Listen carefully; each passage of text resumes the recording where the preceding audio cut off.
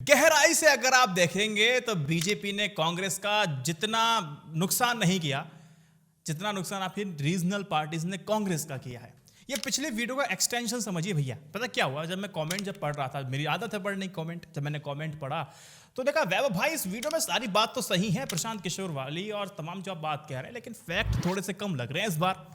मैंने कहा भाई चलो ठीक है, आपकी बात है मेरे सर माथे, चलिए आपके लिए मैं आरएनए बना देता हूं। देखिए बहुत बेहतर तरीके समझाऊंगा मैं आपको। ममता बनर्जी ने अपनी पार्टी के मुखपत्र जागो बंगला के दुर्गा पूजा विशेषांक में एक लेख लिखा है। उसमें उन्होंने कहा कि तृणमूल आज कांग्रेस से अधिक प्रभावी है। देश के लोगों ने फांसीवादी भगवा पार्टी को हटा करके एक नया भारत बनाने की जिम्मेदारी अब तृणमूल पर डाल दी है। इस लेख का जो शीर्षक है वो है दिल्लर डाक, है ना। इसको अगर मैं कन्वर्ट करूं हिंदी में, भाषांतर करूं तो मतलब है दिल्ली की पुकार।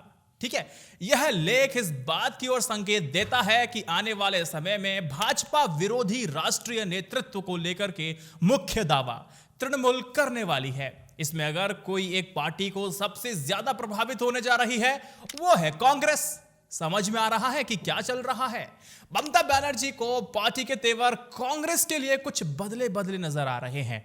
मैं ऐसा क्यों कह रहा हूं, अगर आपने देखा होगा कि लखीमपुर खीरी कांड को लेकर के राहुल गांधी ने जब कहा कि तृणमूल कांग्रेस और दूसरे विपक्ष के नेताओं को वहां जाने दिया जा रहा है और हमें नहीं, तो कुणाल घोष टीएमसी वाले उन्होंने बयान दिया, हम पार्ट टाइम पॉलिटिक्स नहीं करते हैं, हम पार्ट टाइम पॉलिटिशियन नहीं हैं। मतलब क्या है भाई, पार्ट टाइम पॉलिटिशियन किसको कहा? राहुल गांधी को कहा। टीएमसी ने अब खेल किया है। देखिए नॉर्थ ईस्ट के खासकर त्रिपुरा और असम में अगर मुख्य राजनीति की भूमिका निभाने की जो कवायद है वो शुरू कर दी है। उसके निशाने पर कांग्रेस ही तो है। सुष्मिता देव को शामिल कर लिया उन्होंने, राज्यसभा को भेज दिया। इससे तो संकेत बिल्कुल साफ था। वहीं गोवा में अगर आप देखेंगे पूर्व मुख्यमंत्री और कांग्रेस के वरिष्ठ नेता फर्नांडो पार्टी से त्याग पत्र देते हैं। त्याग पत्र देते ही वो तृणमूल कांग्रेस की सदस्यता को ग्रहण कर लेते हैं और उनके साथ वो अकेले नहीं जाते, उनके साथ कई कांग्रेस के कार्यकर्ता भी चले जाते हैं, नेता भी चले जाते हैं। कांग्रेस हक्का बक्का हो जाती है।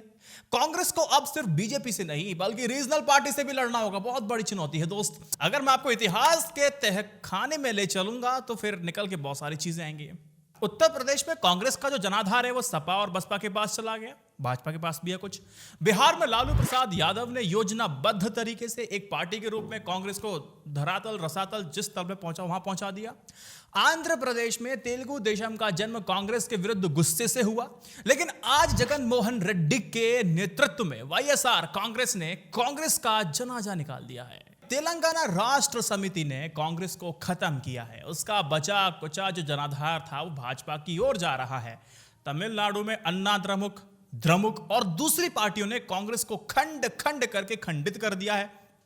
उड़ीसा में यद्यपि भाजपा का जनाधार बड़ा तो है, लेकिन कांग्रेस वहां नवीन पटनायक के बीजू जनता दल का मुख्य ग्रास बन चुकी है। अब महाराष्ट्र और मैं क्या बात कहूं आपसे, महाराष्ट्र में क्या कांग्रेस सिर्फ भाजपा के कारण ही चौथे नंबर पर रही थी।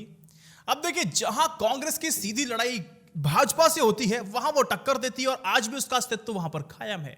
इस बात को ध्यान से सुनिएगा, वहां अस्तित्व उसका आज भी कायम है। मध्य प्रदेश, छत्तीसगढ़, राजस्थान, गुजरात, इसके साक्षात प्रमाण आपके सामने है।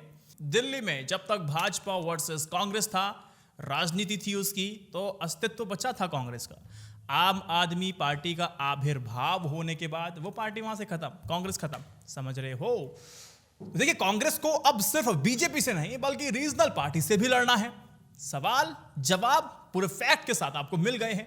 बाकी आप इससे सहमत है असहमत है वो तो मैं देखूंगा ही, लेकिन फिलहाल आप फाइनेंशियली आप i9 न्यूज़ इंडिया को सपोर्ट करने के लिए यूट्यूब और पेटीएम मेंबरशिप जरूर लीजिएगा। इस वीडियो को 3 व्हाट्सएप ग्रुप में अगर आप शेयर करेंगे मुझे अच्छा लगेगा, कंटेंट आपको मिलेगा, कंटेंट आपको जबरदस्त मिलेगा तो फिर आपको थोड़ा सा तो कुछ अतिरिक्त जानने को तो मिलेगा ही मिलेगा। जय Hind, Vande Mataram, stay updated, stay educated, सत्यमेव जयते।